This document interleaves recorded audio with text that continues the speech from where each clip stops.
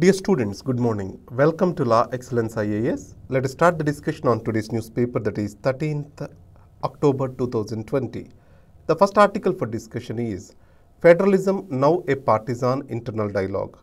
To understand this article, we need to know federal history in India, or history of federalism in India, especially after independence.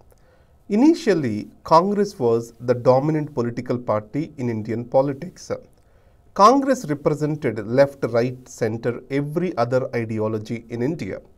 So, the initial system is often described as Congress system, where Congress party was in power both at center and the states. The next part of it is any issues that have come between center and the states, these are more solved at party forums. After that, in 1967, competitive politics entered in India. During this competitive politics, it is Congress versus others. So, Congress represented only a single pole in Indian politics. Many of the opposition parties in various states, they started challenging the Congress hegemony in politics.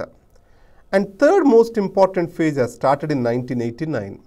It is also called coalition phase. The rise of regional political parties have challenged the national political parties in India, and regional political parties started influencing the government at the center. The central government is more and more dependent on whims and fancies of the regional political parties. This is the phase of instability in Indian politics too. The second part is, the next part is, from 2014 onwards, once Modi era started in Indian politics, BJP has become the central pole of Indian politics. It appears to be the revival of single party dominance in India. Today, if you observe in the national government, that is government at center, only BJP consists of the ministers. There are no ministers from any coalition partners. That clearly explains that BJP has become only single pole in Indian politics today. But it is quite different from the Congress and the days of the Congress. As I said to you, Congress party was more inclusive of various kinds of ideologies. But BJP has a strict rightist ideology of its own. And second thing is, BJP believes in centrist, strong national government. So, centralization and consolidation of the authority has become the objective. And if you come to economic policies too, Congress did not poke its nose much in agriculture. And agriculture seen as a strength to Indian economy to boost industry. On the other side, BJP sees that much of the government funds are getting into agriculture. It is the time the agriculture has to be handled better. So, privatization of agriculture is what BJP or NDA government at center is thinking about. So, this clearly shows that Indian politics are drifting away from bargaining federalism that was existing from 1989 to single party dominance today, that is BJP at center. You can clearly see in the CAG's report recently, payment of GST compensation to the states, the hegemony of the center is visible over the states. That is the point author wants to drive us. The next article is gene editing, the good first and then the worries. CRISPR-Cas9 technology, a gene editing technology, it has got the Nobel Prize for Chemistry this year, and controversy surrounding the selection of the people. We are not getting into all these details. Let us see CRISPR-Cas9 technology, how it can be a boon or a bane. You know that this gene editing tool can be useful for us in therapeutics, and it can cure us from various genetic and hereditary disorders. But a Chinese scientist, his name is He Jiankhu, what he did is this. He has edited genes in his girl children, or in the embryo when his wife is pregnant. He has used this technology to edit the genes, and finally his wife gave birth to twins.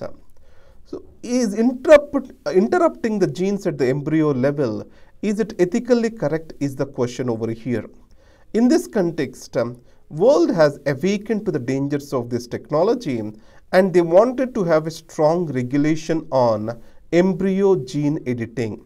In this case, it is suggested that India shall also have a strong regulatory mechanism on gene editing at embryo level. And second part is, Any research on human genome editing, it has to be documented and kept in open domain, and a centralized registry has to be maintained.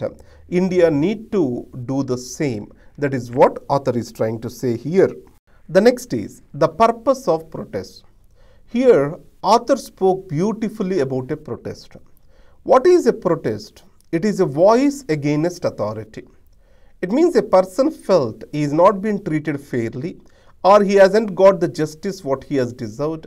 He raises the voice against the power, and that raise in voice is nothing but a protest.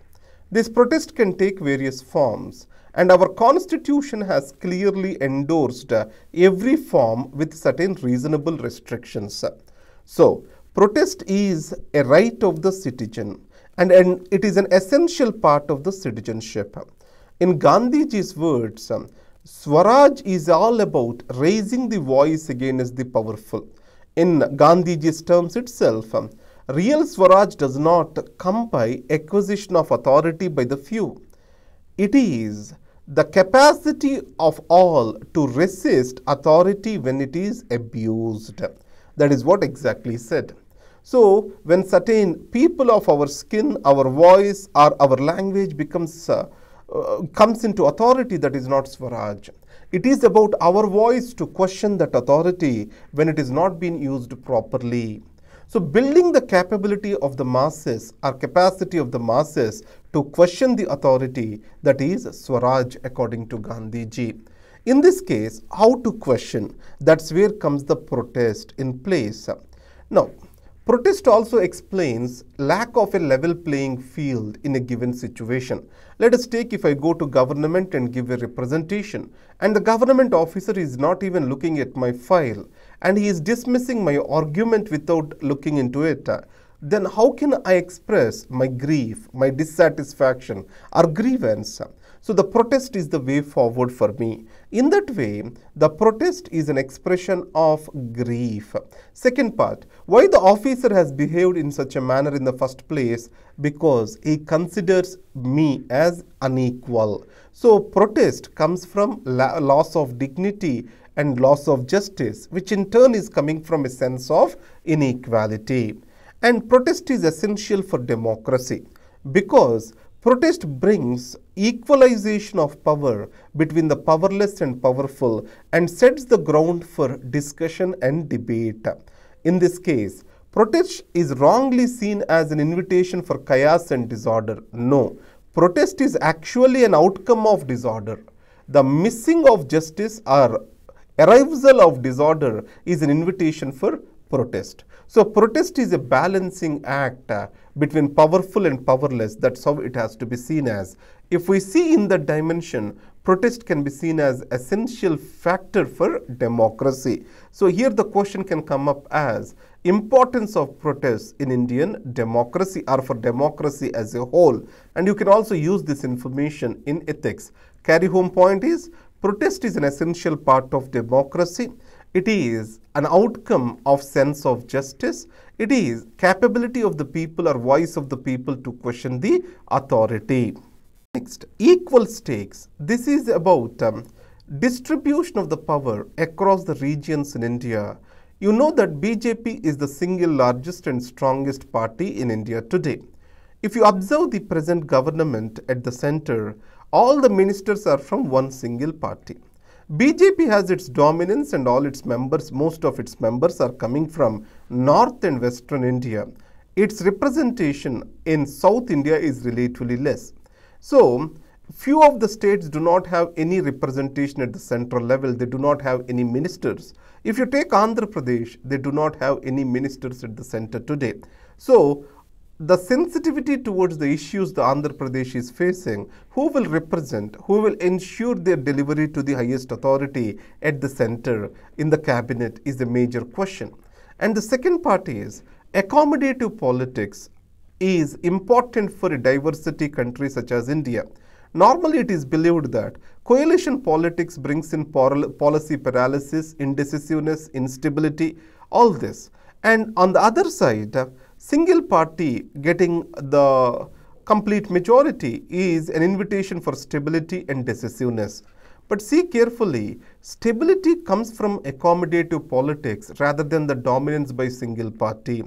In a diverse nation such as India, accommodative politics is essential. It is essential to ensure everyone is participated in decision-making process.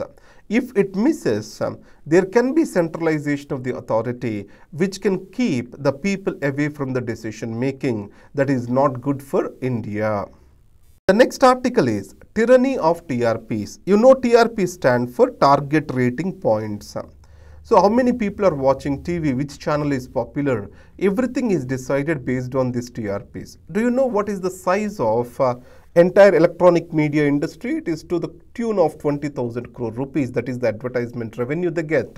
How much is been spent in analyzing these TRPs or collecting the data for TRPs? Not even 1 crore rupees.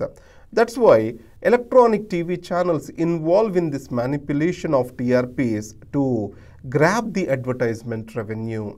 So we need to have a strong regulatory mechanism to control their misuse.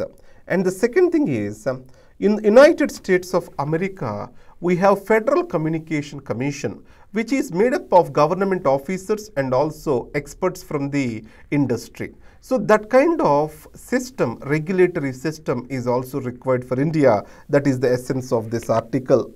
The next article is towards cleaner air in Delhi. You know, Delhi is one of the most polluted city in the world. In that case, Delhi government took certain steps. Let's enumerate them. First is, it has ordered closing down of thermal power plants and also brick kilns in and surrounding Delhi. Odd even formula it has brought in. Along with this, it has ordered for the chemical treatment of staple burning in the nearby states. So these are certain steps. It shows that government is serious. But it has to understand that most of the particulate matter pollution comes from transport, especially diesel engines. In this case, how to decrease the presence of these diesel engines on the road, that is an important step to control pollution.